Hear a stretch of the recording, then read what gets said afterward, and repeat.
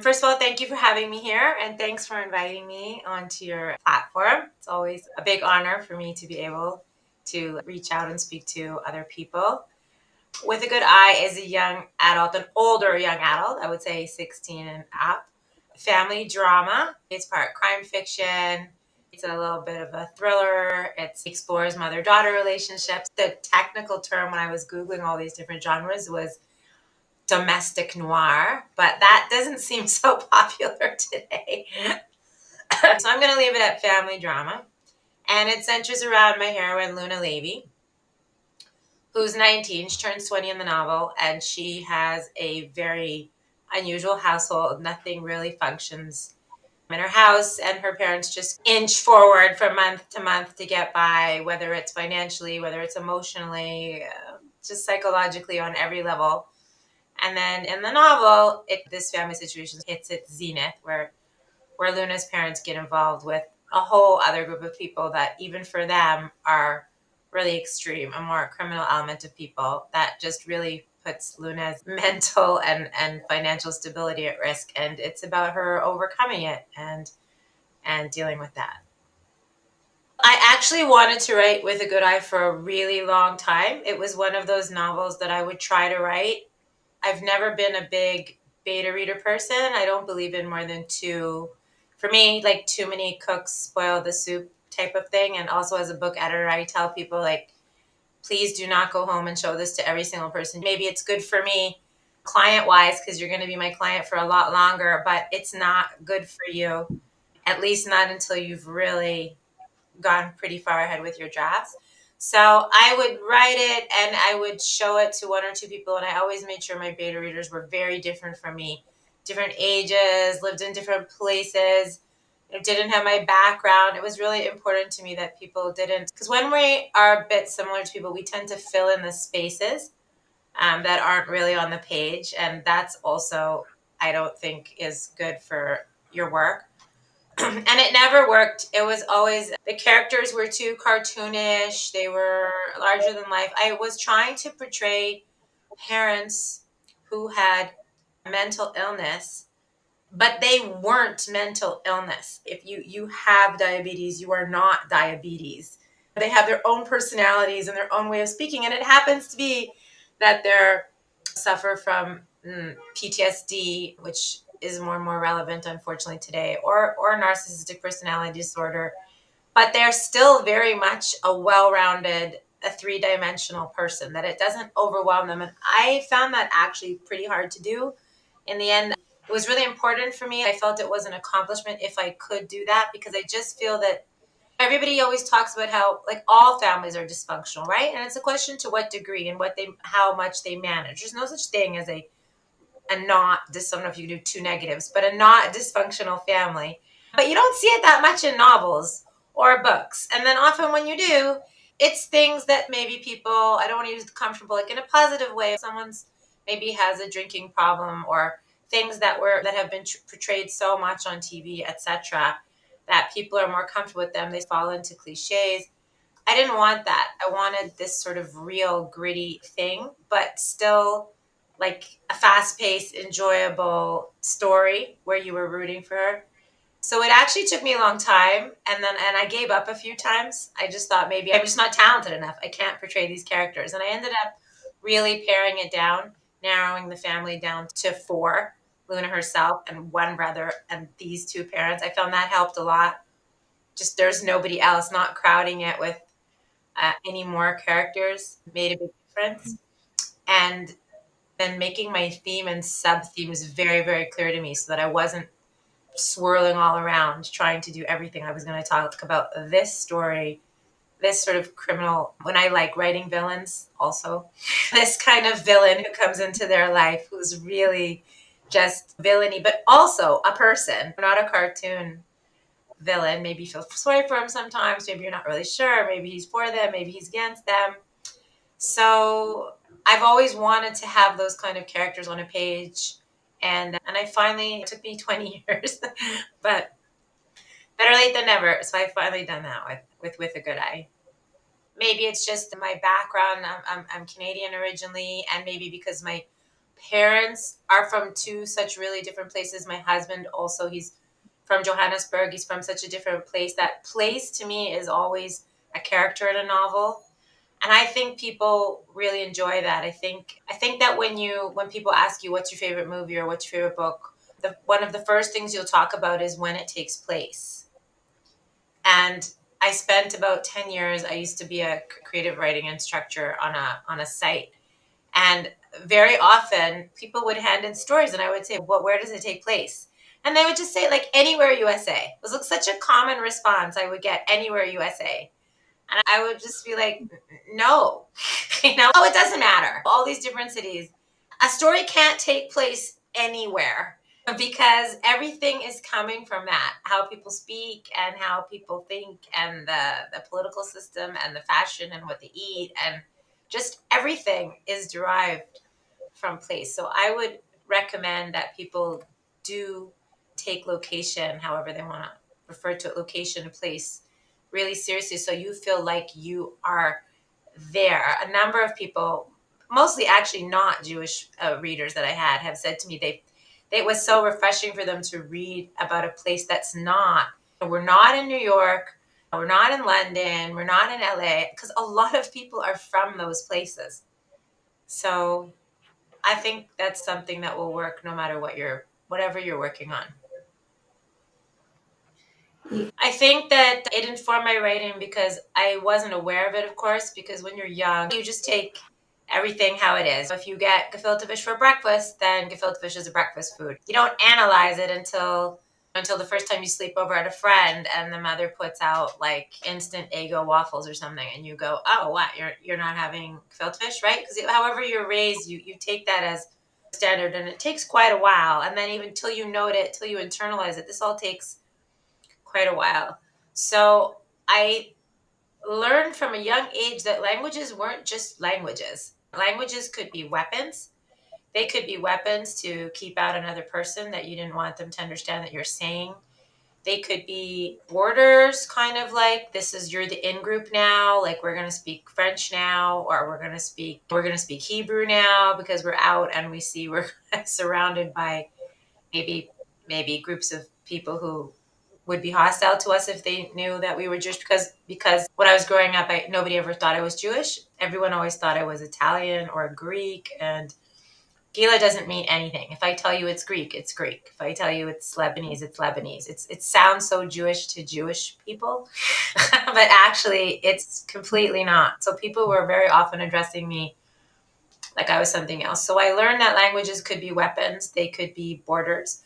I also learned that languages could reflect moods. I see it even now with my own children in Israel. If they start to get a little irritated, they like switch to Hebrew. Like, why did that happen? Like, why are we speaking in Hebrew now? Because you're frustrated. So I actually learned that languages are a lot of things. They're not just a way of communicating. They're a way to they're a way to form inside, out, or outside.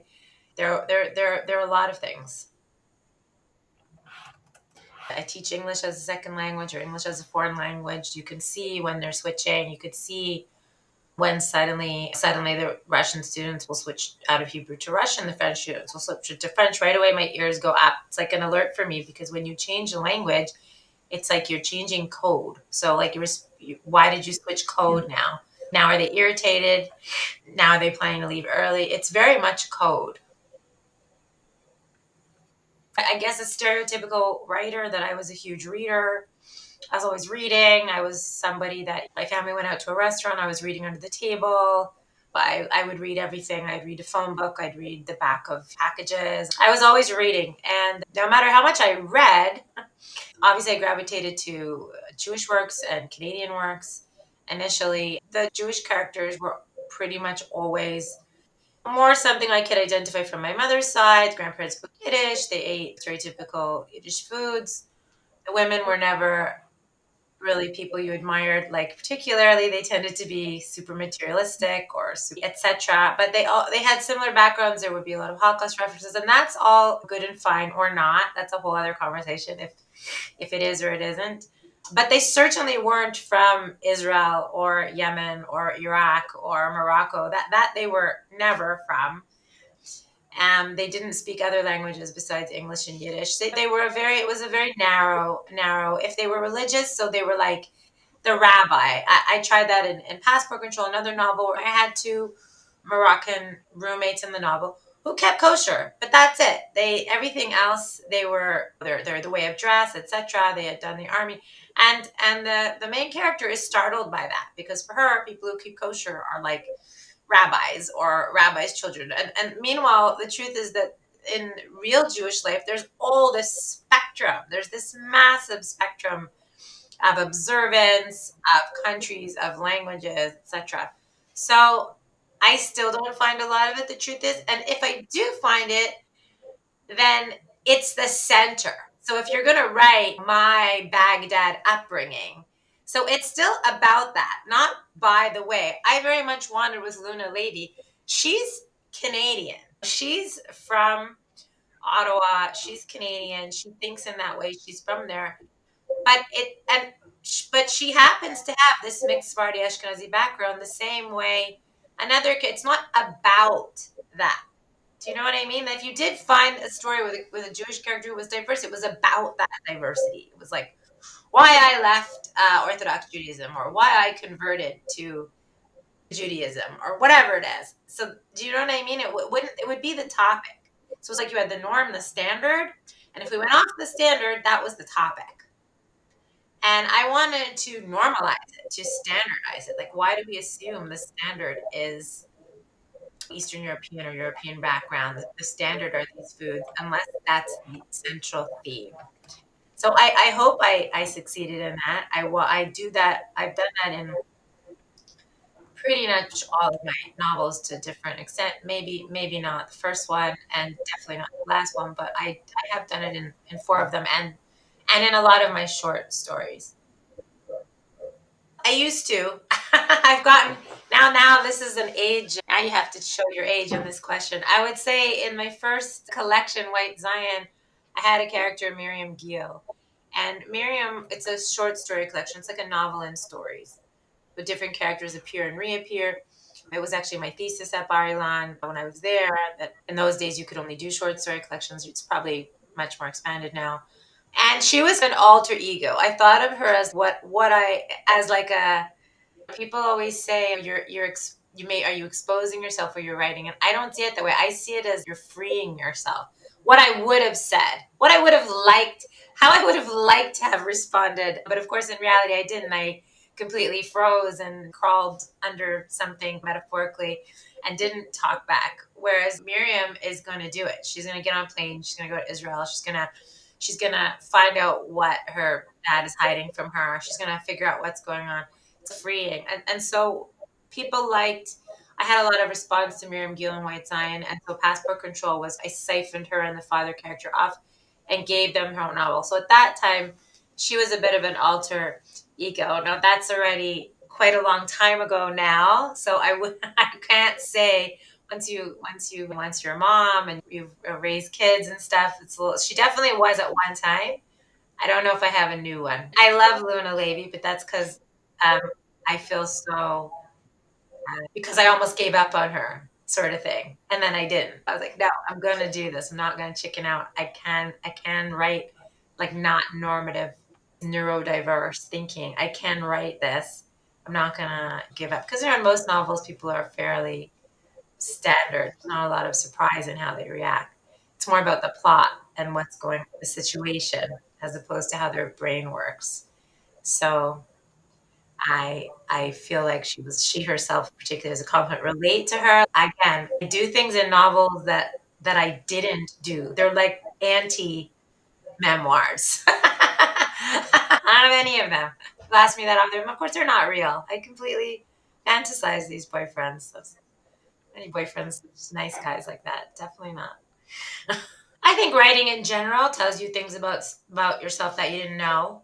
When you explore a certain relationship, a father-daughter relationship, maybe you didn't really know that you resented this thing or you wanted this thing, or maybe you didn't know how much you wished somebody had been involved. To you at the time, you were like, once you're 20, it's ciao, I don't need you. I can totally handle this.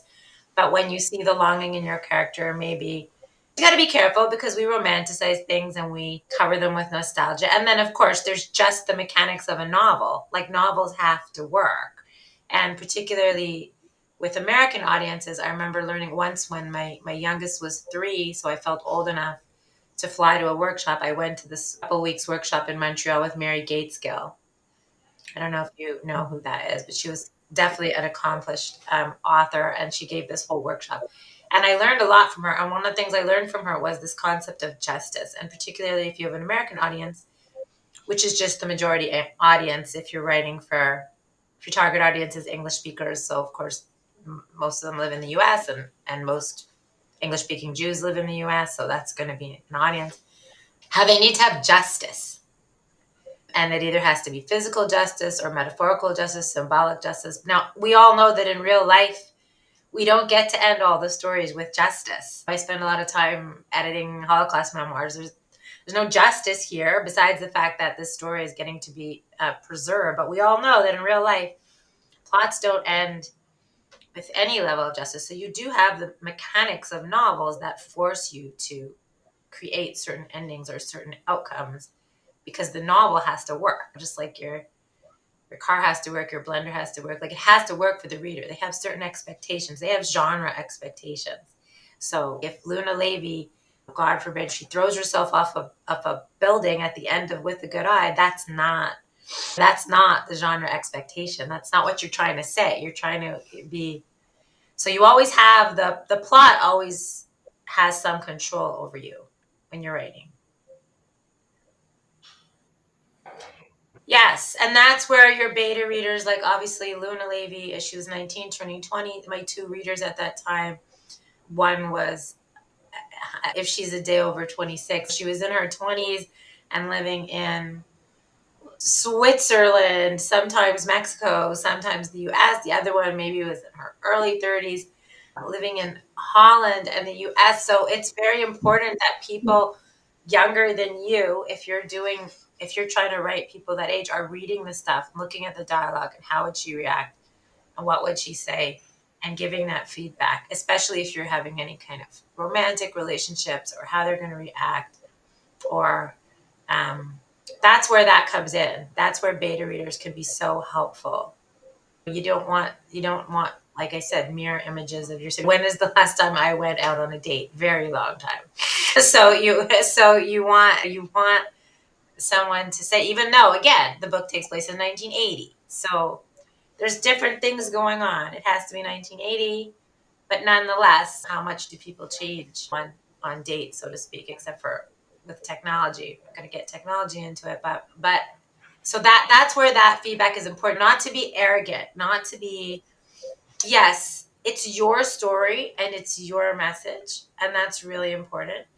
But you still don't want to be so possessive of it that you're not willing to like let it open and let someone give you that feedback.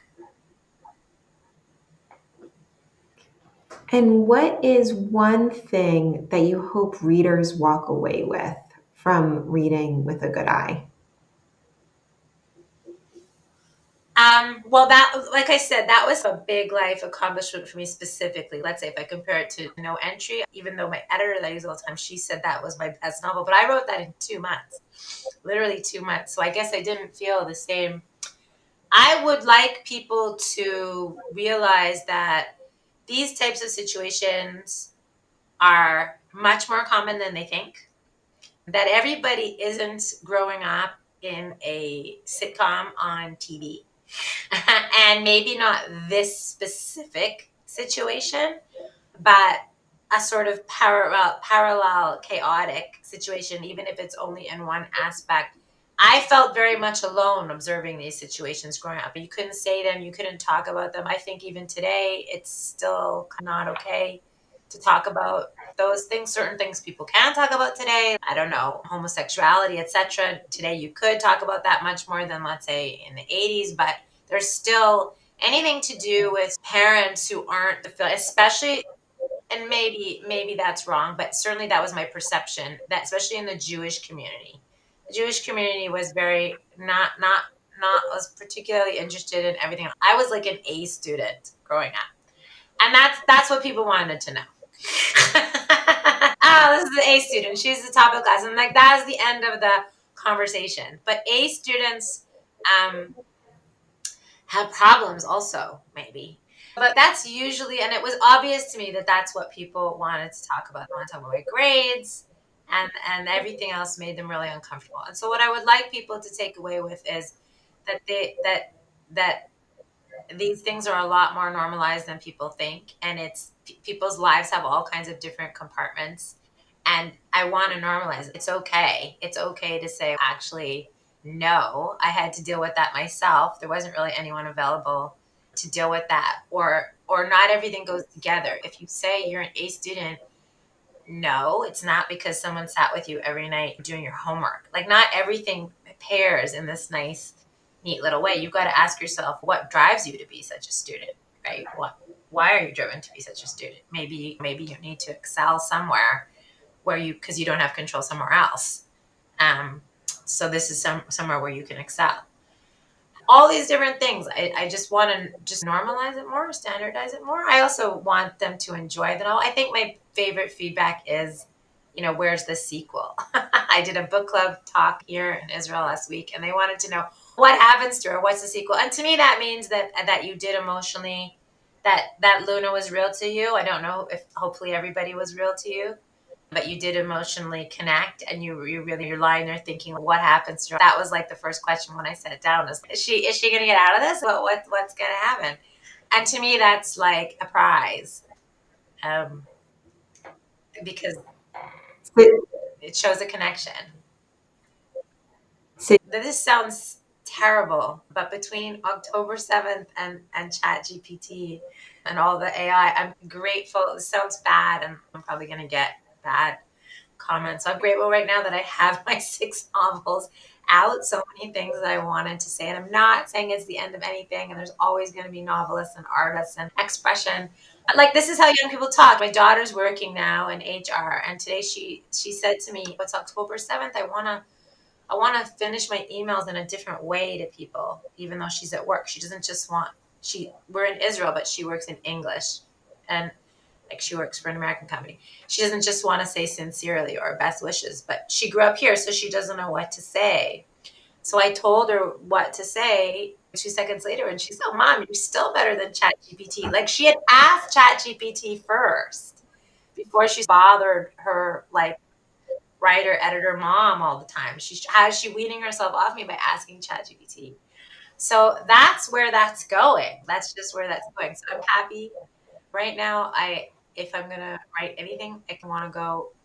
My first love is really the short story, and now I feel like I don't have to prove anything. I started with a lot of short stories, and I got a lot of, yeah, these are good, or these are this, or these are that. But people want to read novels. People want to read novels. Like, wait, so I'd like to go back and hopefully new forms of short story, and if anything, maybe nonfiction. I feel like these are marathons for me. Maybe they seem like fast, quick, dramatic books, but they really take a lot out of me. I'm like obsessed with them for 18 months. I'm obsessed with them. I dream about them. I think about them. I'm eating lunch. I'm thinking, what would Luna do? What's she gonna do now? Like, what, she's stuck. And sometimes I'm out with my husband in a restaurant, and that's what we're talking about. I'm like, no, but if she does that, he's gonna leave her, and that's not gonna work. And what about the mom? And I'm sure people think we're talking about real people, or like we're crazy. Right now, I'm going back to short stories and maybe something in nonfiction. I said to her, yeah, it was a hard day, but honestly, every day is a sort of shard of October 7th. I told her to write. I said something like, may we know better times, which is just not something that her growing up here, she knows sincerely or best regards. She said to me, I want to say Bisuot Tovot, because we have this built in, maybe because of so many tragedies happen in Israel. It's like they have a built in Bisuot Tovot. Like, we should hear, we don't really have that quite as built in, or if we do, it's not something she would have heard. I don't think Bisuot Tovot is something programmed into the algorithm of ChatGPT in Hebrew. So that's what I told her. I said, maybe better times because we have to. I was editing this Holocaust memoir last night for this, and you're reading all these things and you're just thinking the barbarity, etc., which I'm not, nobody needs any more examples. And you're just thinking, oh my gosh, this is 1943. It's 2024. But we have to. Those people went on because of those people that they lost, and we have the same obligation. The best way to follow along with me is really to go to my site, which is the most that I can really handle. The Gila Green. I can handle my site.